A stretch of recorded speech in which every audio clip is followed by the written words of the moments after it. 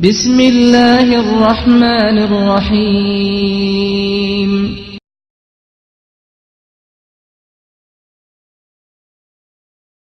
كتاب الله حادينا يؤم بنا ويحدونا منارا ضاء في يدنا ينير الدلج يهدينا كتاب الله حادينا يؤم بنا ويحدونا منارا ضاء في يدنا ينير الدلج يهدينا حفظنا حرفه لفظا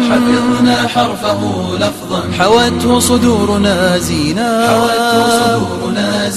وعشنا معه في عبق يعطرنا الرياحين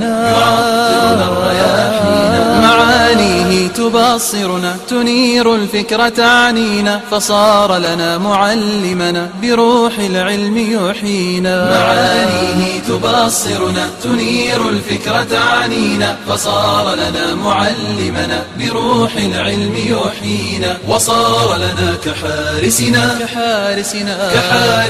من الغارات يحمينا هو المنهاج نقرأه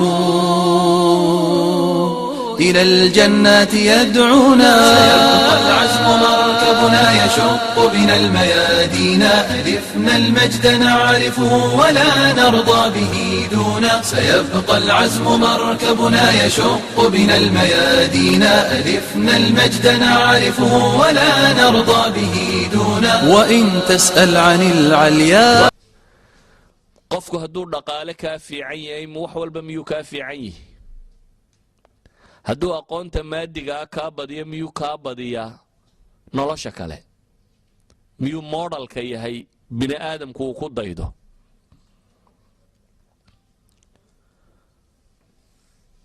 caalamkaynu maanta joogno waa caalam la yidhaahdo cuquusha waa la weeraraa caqliga bini aadamka waa la weeraraa si wixii la rabo looga dhaadhiciyo wuxuu ama ha xumaado ama ha fiicnaado waa in cidi un danka leedahay misaal basiidaan idin siinaya maalan augustii dhoweyd 11keedii anigoo toronto jooga ayaan tv shiday CNN baa ka soo baxay CNN markaa nin baa la waraysanayaa ninka la waraysanaya wuxuu leeyahay qaanuun baan raadinayaa in la sameeyo adduunku gaar ahaan United Statesku Maraykanku inuu ictiraafo maalinta nigiska buu leeyahay nigiska soo ma taqaaniin underwearka buu maalin rabaa in la siiyo waa kuwan maalinta AIDSka maalinta waxa maalinta soo ma maqashaan wuxuu rabaa maalintii nigiska in la sameeyo signatures buu ururinayaa 50,000 buu marinayaa 50,000 oo signature buu marinayaa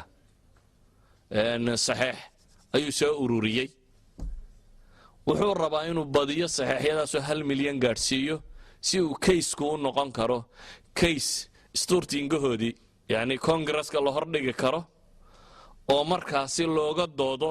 maalinta nigiska waxay weydiiyeen maalinta nigiska maxaa laga faa'iidayaa bay yiraahdeen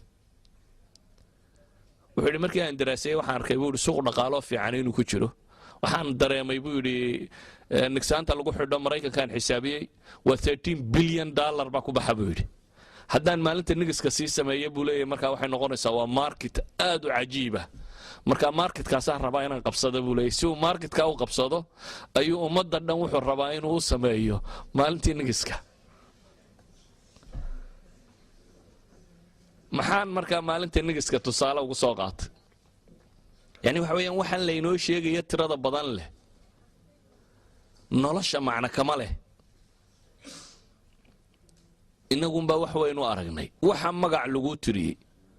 waxaa laga yaabaa maanta haddii aan idin weydiiyo nebi moxamed mise caruuruu dhalay inay adkaan doonto cidda si fiican uga jawaabi doon laakiin haddaan idin weydiiyo David Beckham imisuu dhalay waa la wada garan karaa waayo Beckham iyo Maradona iyo kan iyo hebelada tani waa laynoo buunbuuniyey dabeetana wax weyn oo cajaba baa laga dhigay laakiin really haddaad caqli fiican ku eegto maxay qabtaan caag baa loo neefeeyaa dabeetana area la yidhaahdaa laba birood dhex geliya soo intaa maaha intaasi nolosha bini aadamka maxay ku kordhisaa caag haddii la neefeeyo oo dabeetana laba birood laga dhex saaro waxba kuma kordhiso laakiin waxaa loogu talagalay in qaabkan laynoo fakarsiiyo waxaa la yidhi ninka kani caaggaa la neefeeyey labada birood la dhexmayo $40 milyan oo daale ku qaataa $40 million ayuu ku qaataa waxaa jira western Europe dhalinyarada waxaa loogu talagalay in la mashquuliyo qofku markuu dhalinyaro yahay in la mashquuliyo qaab waxbarasho dheer in la geliyo 12 sannadooda oo asliyan ku salaysan in da'da intuu ka yariyo qofka si loo hayn karo aanu suuqa shaqada iyo waxa si soo gelin mar labaad in qofkan la mashquuliyo oo laga mashquuliyo qadaayaadka bulshada mesela Yurub lixdanada wixii ka horeeyay dhalinyaradu khatar bay ku hayeen siyaasadka Yurub waxa bedeli jiray lixdanadii wixii ka horeeyay ardada jaamacaadka ku jira France oo kale 1968 kii ardadii jaamacaadku inqilaabadiyadii waxay sameeyeen waxay qarka u gaadhay in mar laba thawra Faransiya dib loo inqilaabo waxay ahaan jireen shuuciyiintii hore dhulkii ugu tirada badnaa ee ka faa'iideysteen dhalinyaro joogay jaamacaadka iyo wixii ka hooseeyay laakiin dadkaasi si suuqa siyaasadda looga saaro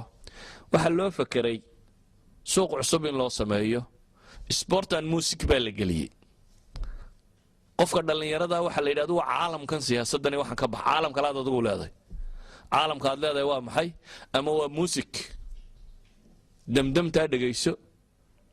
iyo dadka qaylinaya oo waliba waxay ku qaylinayaan xataa aanu jirin literature-ka hadii la eego dadkan qaylinaya oo dhamay cabaadaya wax ay ku hadlayaan ma jiro waa uun iska cabaad lagu daray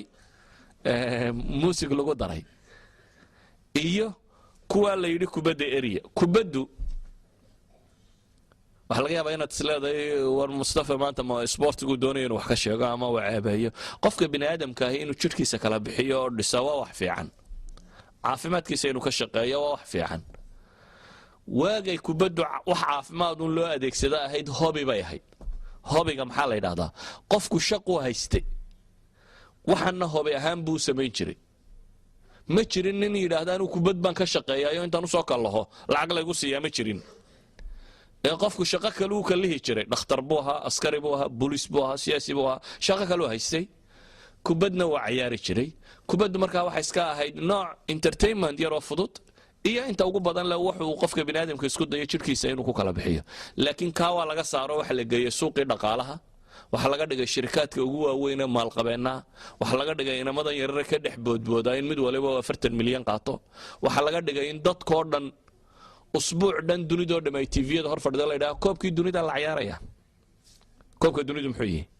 usbuuc kale in la hor fadhiyo la yiraahdo koobkii Yurub baa la ciyaaraya dadkii oo dhan koobabay daawanayaan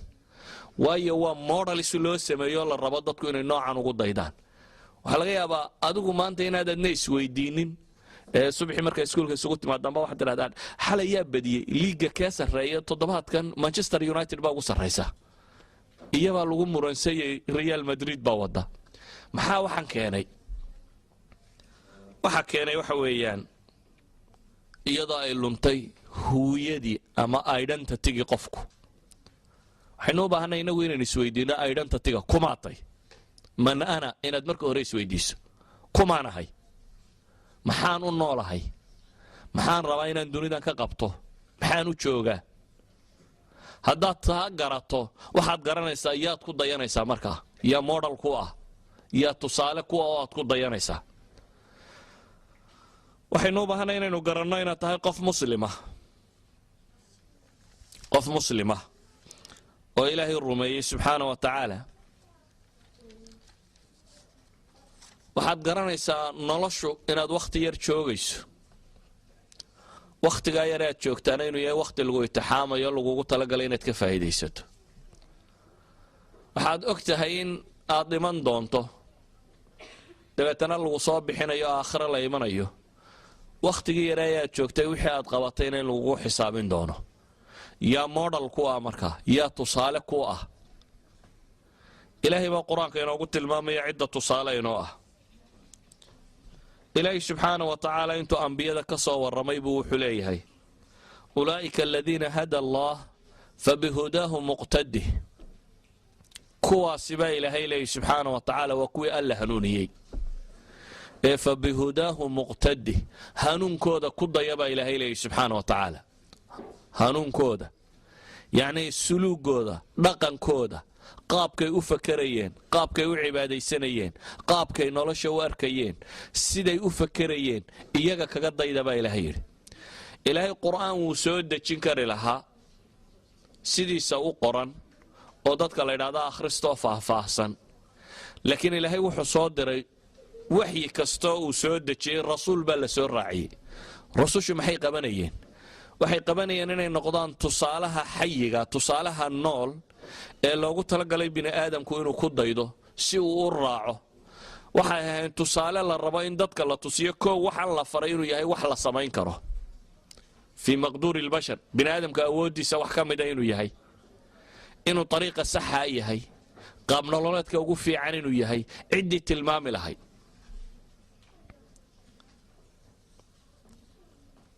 ولذلك waxaanu ku celcelinayna leenahay waa inaynu si fiican u daraasayna u garanaa cidaynu ku dayan lahayn cidaynu ku dayanayna waxa weeyaan bini aadamkii ilaahay abuuray oo dhan kuwii ugu fiicnaa waxa alle dad abuuray waxa ugu fiicanoo ummad walba kii ugu fiicnaaya ilaahay ka doortay waa nebi ama rasuul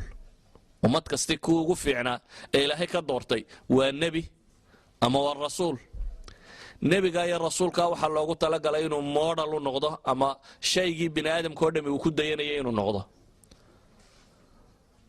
waxaan ku dayanaynaa min bacdi dalik kuwa iyagu rabeeyeen oo kobciyeen haddaad fikraddaasi qaadato waxa aad dareemaysaa inaad adigu dunida ustaad markaasi u tahay qofkaan ilaahay garanaynin waa wax ma garato وفكان إلهي قرن سبحانه وتعالى ووح مقرته أفمن يعلم أنما أنزل إليك من ربك الحق كمن هو أعمى عدة الله قرن إيسا مثلا أقونته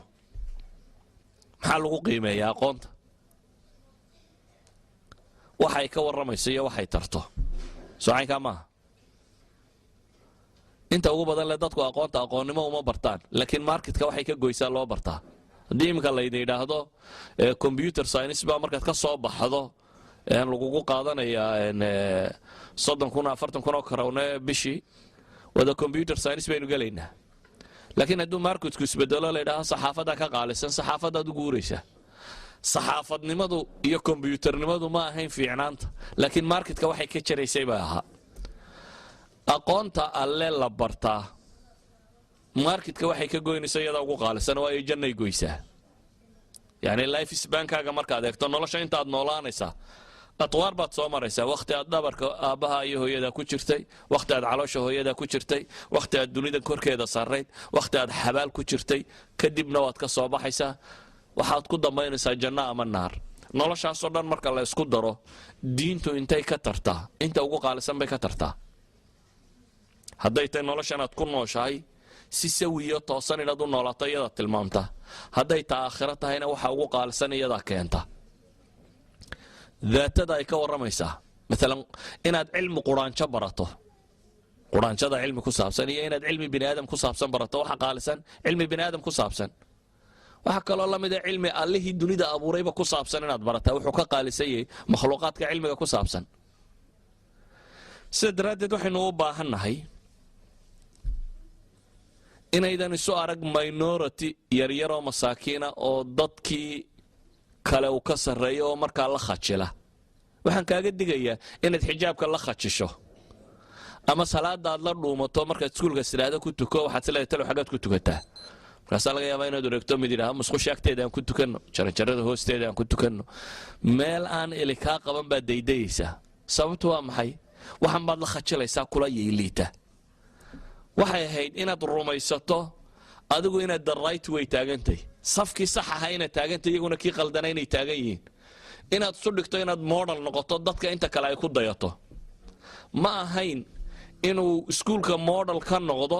inanta timaha kala jeexda ee naasaha qaawisa ee marada yara gaaban seeta waxay taasi qof laga yaqyaqsoodo inay noqoto inaad adigu maradaada iyo asturkaaga tusiso inaad tahay the right person dhaqan ahaan aqoon ahaan waxa la baranayo wax kastaba inaad adigu tahay the right person idan ku dayashadu waxay ka bilaabmaysaa inaan marka hore inhizaam nafsi inugu dhicin inaynan